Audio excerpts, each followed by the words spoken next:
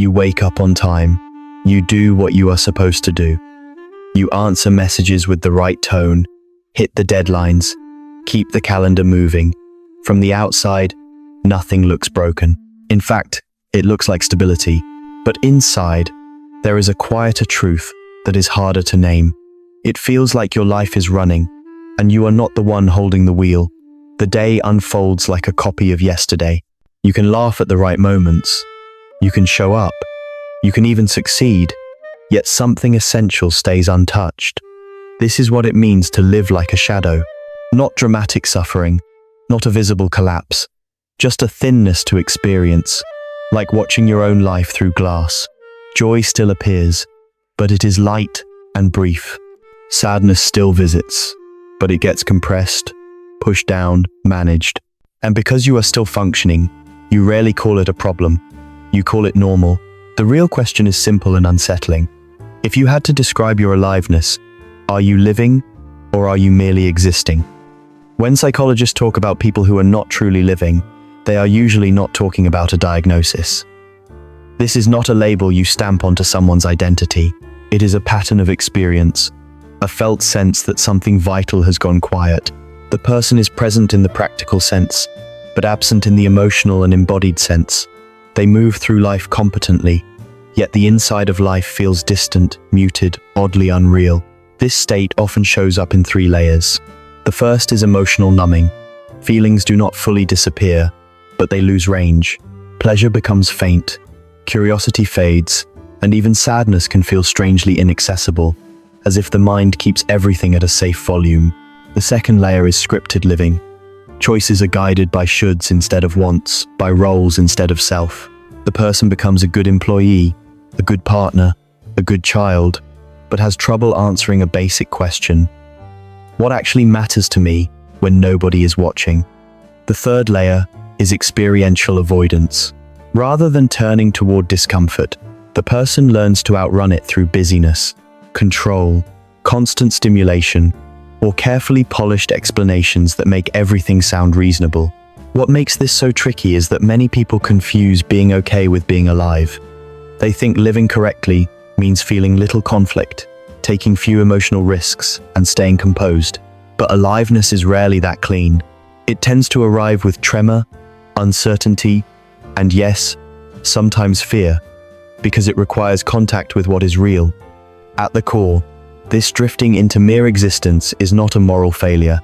It is a nervous system strategy. The brain is built to conserve energy and to predict what comes next, because prediction feels like safety. When life becomes repetitive, the brain automates. Habits take over, routines smooth the edges, and you start living on default settings.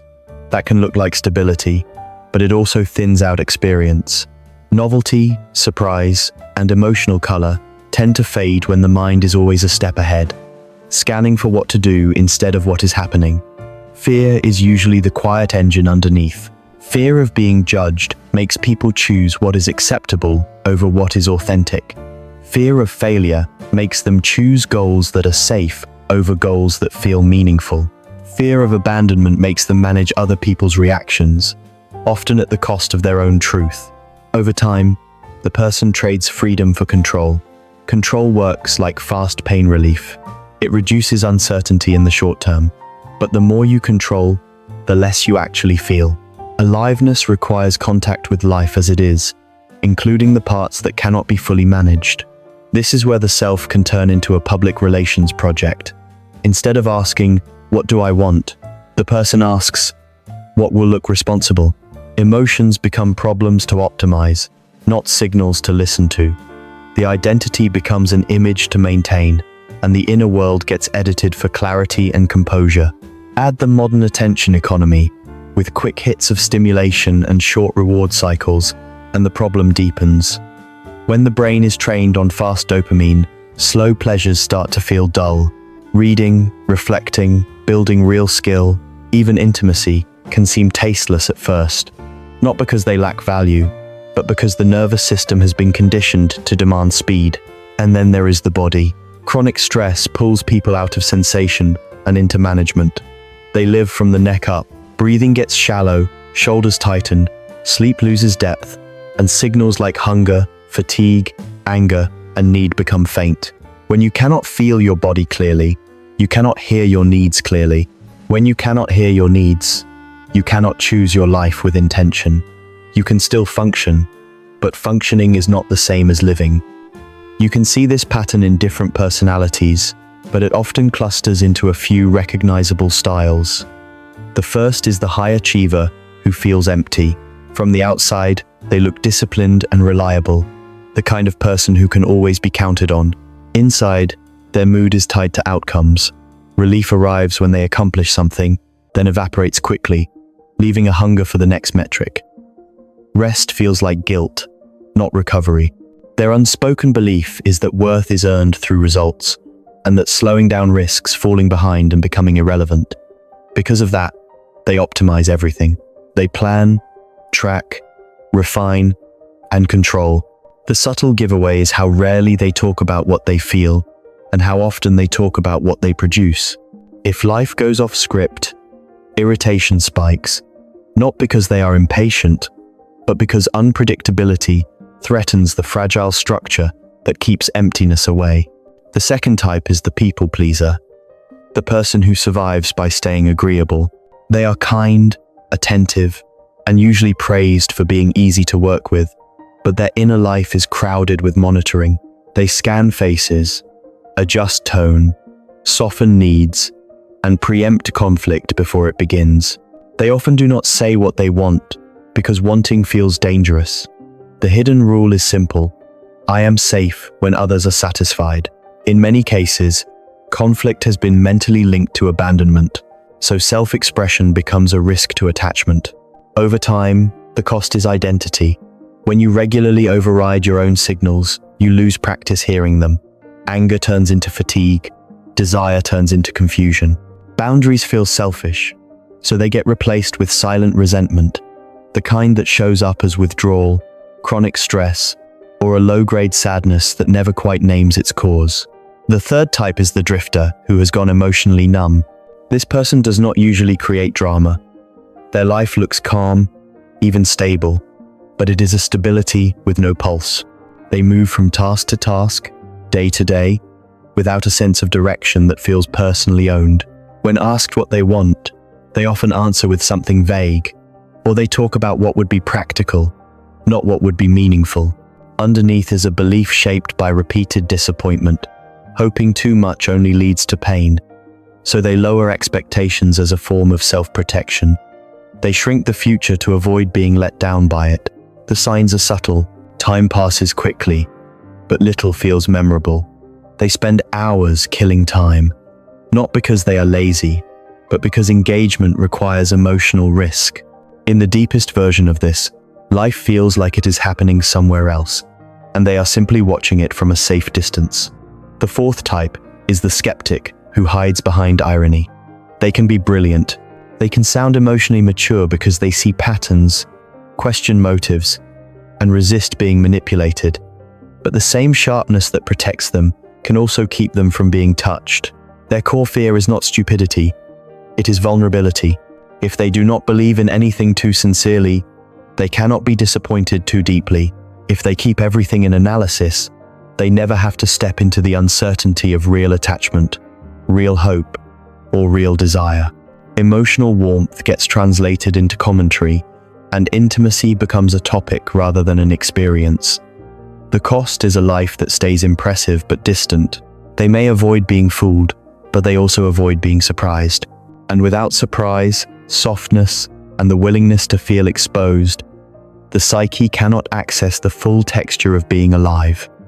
So how do you recognize the moment when living quietly turns into enduring? One clue is language. Your inner dialogue fills with have to, should, and just get through it.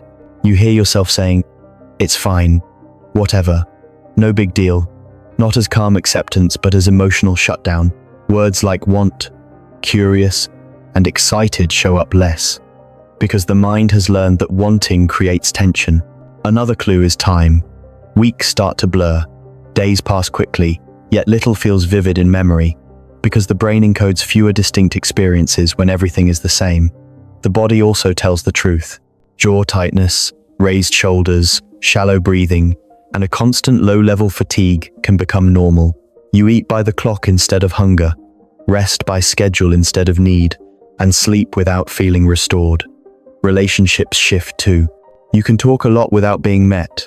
Conversations stay polite, efficient, and safe. Intimacy becomes a responsibility, not a place of genuine contact. You avoid the kind of dialogue that might reveal real emotion or create real risk. And pleasure changes shape. You can still be entertained, even absorbed, but when the stimulation ends, you notice a hollow aftertaste, because the experience did not connect you to meaning, to your body, or to another person in a way that feels real. The shift out of mere existence rarely comes from one dramatic decision. It comes from changing what you are practicing. A powerful first lever is moving from control to contact. Instead of asking, "How do I stop feeling this?"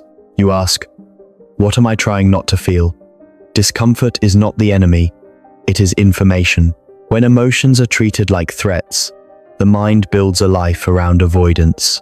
When emotions are given permission to exist, they soften, because they no longer have to shout through symptoms. A second lever is moving from role-based living to value-based living. Roles tell you what to do. Values tell you what you stand for. A role can be performed while the self stays absent. Values require inner alignment. When decisions are made from values, a quiet energy returns, because the psyche senses integrity.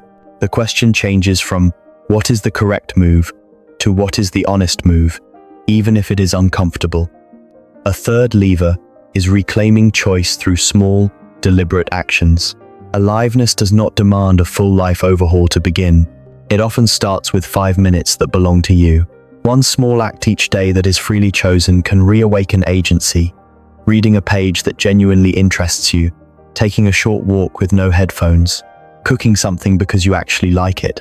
Pair that with one polite, clean no each week, not as rebellion, but as boundary practice. Your nervous system learns that self-respect does not equal catastrophe. Then there is the body, the fastest doorway back to reality. Pause for 30 seconds and ask 3 questions. Where is the tension? How is my breathing? And what do I need right now? Water, rest, movement, honesty, or quiet? This sounds simple, but it rebuilds the skill of sensing. When your body becomes legible again, your needs become clearer, and your decisions stop being purely mental. Finally, bring life back through real connection and slower depth. One safe relationship does not solve everything, but it makes you feel seen rather than evaluated. And reducing fast stimulation is not moral discipline, it is nervous system rehab. When you create space from constant dopamine, the mind regains its ability to taste what is subtle, meaningful, and slow. The kind of experiences that do not just distract you, but actually return you to yourself. People who are not truly living are rarely weak. More often, they are protected. They built strategies that once kept them safe, and those strategies slowly became a lifestyle. When safety becomes the highest goal, life naturally shrinks. Aliveness returns when you stop negotiating with your own signals and start choosing in the direction of what you genuinely value, even when it makes you feel exposed.